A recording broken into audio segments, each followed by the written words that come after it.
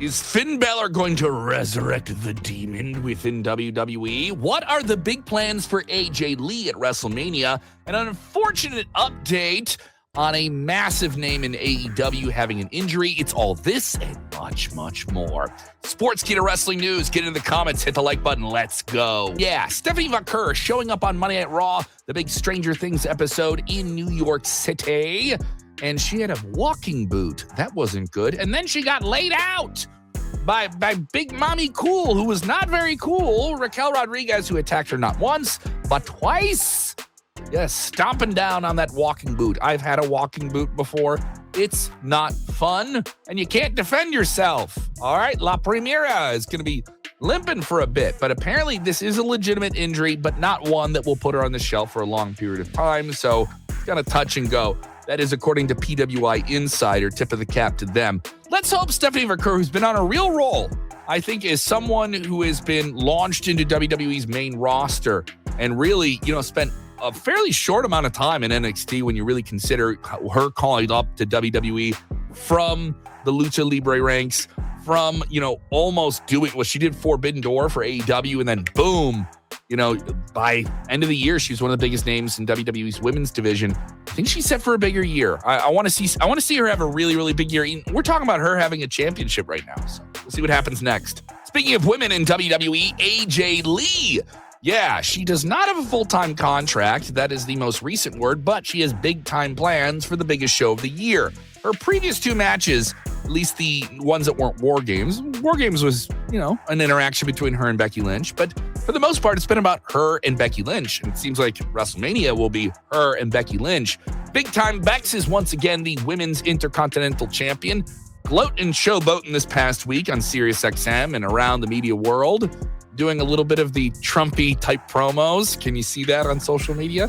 I think her and AJ Lee could be something really interesting, but make it a stipulation match. Make it more than just a straight up match. Just my take. What stipulation would you have for AJ Lee and Becky Lynch at WrestleMania? In the comments below, I want to hear it. Finn Balor, he was on Cody Rhodes' podcast and he wants to get demonic once more. Let's go there. Yes. The demonic creature, the demon of Finn Balor, his alter ego that we've not seen in quite some time. And when we do get to see it, there are a lot of hardcore fans who freak out. There has been Demonito, the puppet that he's been able to kind of have fun with when he does his, little matches here and there in AAA. Those are fun, but let's get serious. Could we see a serious, dark, twisted demon character? I heard some people saying we should have seen him on the Stranger Things episode just for the thematics. I'm in the red lighting right now. I could see it.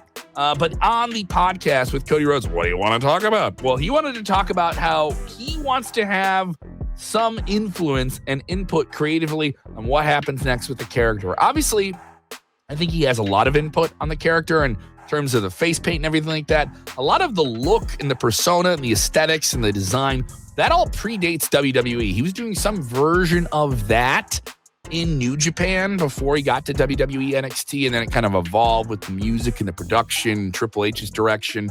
I think there could be some really, really cool stuff. I've always felt you could have got more out of the demon character in WWE than you got. I mean, him losing to Roman Reigns was weird. They did that, faulty finish with the turnbuckle. The match between him and Bray Wyatt got so overproduced. If you just keep the character spooky and you have a bad guy running from the spooky character, keep it simple, have it over the top. I'm down for it. Unfortunate news about Buddy Matthews in AEW. Yeah, Buddy Matthews has been on the shelf for quite some time, suffering a freak injury off how he got into the ring in his home country of Australia at the recent AEW Grand Slam event when he took on Kazuchika Okada. Now, he wrestled that entire match after suffering an ankle injury. That injury, many people thought, would keep him on the shelf until the end of 2025. Now it appears, after an update on Instagram, he doesn't feel like that could be anytime soon. He has some possible nerve issues, some numbness with that ankle injury. He's already gone under the knife for it. And when he'll come back, it isn't exactly clear. Yeah, ankle injuries are pretty rough. This is another thing where I reference an injury I've had. Some people say, are you an athlete? No, I'm not. I'm just an idiot who's done dumb things. When you beat up an ankle, it's not like an immediate, like you can get back on your feet, or unless you just rolled it, you're back with it maybe like a month or something like that. And also, he's a very like high finesse guy. There's a lot of impact on his legs in terms of what he does and his style. So maybe it's something where he could come back, but he doesn't want to rush it. And AEW, obviously, it's very violent. Their style is very arduous and very, very hard. And I know some people say, oh, AEW is too hard on their wrestling. No, this is just wrestling.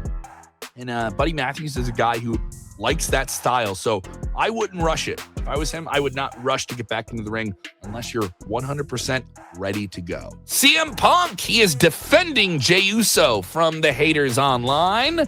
Yeah, on a Sirius XM this week. They're in New York City, WWE, so busted open. Hello, nation. How are you? Shout out Dave LaGreca. Well, CM Punk came to the defense of Jey Uso, and I am siding with CM Punk on this. He had a lot to say, and he said basically that the hatred and criticism of Jey Uso on the internet is hyperbolic. I don't like this, so you shouldn't like it too. I agree with that. There are so many people that don't know how to process anything in wrestling fandom unless it's the absolute best or the absolute worst. And I don't understand why you could like that. That sucks. You can't like that. You suck because you like that. I don't get that. I don't get that at all. There are things that people like in wrestling. All right, it's not for me, but I know you like it. And this feels a lot like John Cena 20 years ago, where there were just people that got into John Cena and they were new fans.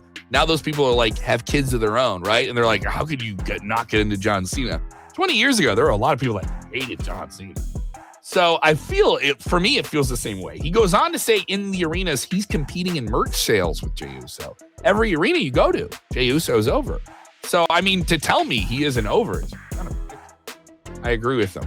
The hate on Jey Uso, it's really overstated. It's really, really overstated.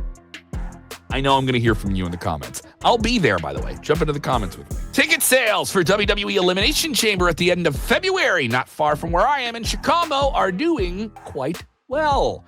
Yeah, according to the ever-reliable WrestleTix, it is currently at a point where there is less than 2,500 tickets available.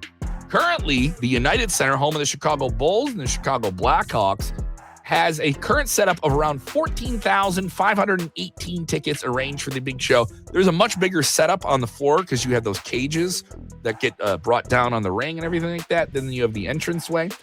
They've distributed over 12,000 tickets. They can, I think, add some more, but not a lot more for this show. And the secondary market for the show is really, really high. I think last time I checked on the secondary websites, tickets are ranging between $290 to around $400 at their cheapest. So the high demand for the ticket, one of the biggest cities in America. People get mad about WWE. Oh, this is WWE's fault. But I think a lot of this gets driven up by dynamic pricing. The price never kind of really stays at a face value, and the resale. So, and you got CM Punk probably headlining a big match in his own hometown. That's going to sell a lot of tickets. Netflix was really, really happy with what happened with WWE Raw Stranger Things. Yes, Stranger Things is one of the most talked about TV shows, pop culture things at the moment. The tie-in of the theming of Stranger Things, kind of prop cars and stuff from the show. I love that introduction on Monday Night Raw. Now, some fans critical online that no one who is a cast member from the show appeared, as so often you would see someone at ringside. They would cut to ringside for the last year that WWE Raw has been on Netflix and be like, this person from this Netflix show, this comedian from this Netflix show, Burt Kreischer was on, all these different names, right? And then they would cut over there and you didn't see anyone. You didn't see anyone from the show. I understood what that was. That was my major complaint. I love the theming. I thought it was like a fun overlay, like when they do an overlay for a ride at Disney or something like that. I thought it was really, really cool. In terms of just like the thematics and how everything was dressed up, maybe you could have done a gimmick stipulation match, but that would have been overdoing it. I thought it was fun. It was just a fun little decoration. Like that's the way I felt about it. What did you think of it? What do you think of what's going on with Royal Rumble right now? If you had someone to pick to win the Royal Rumble, who would it be? Let us know in the comments below. Also, if you're watching this video, hit the like button, share the link. We'll be back with more wrestling news and more wrestling content just like this.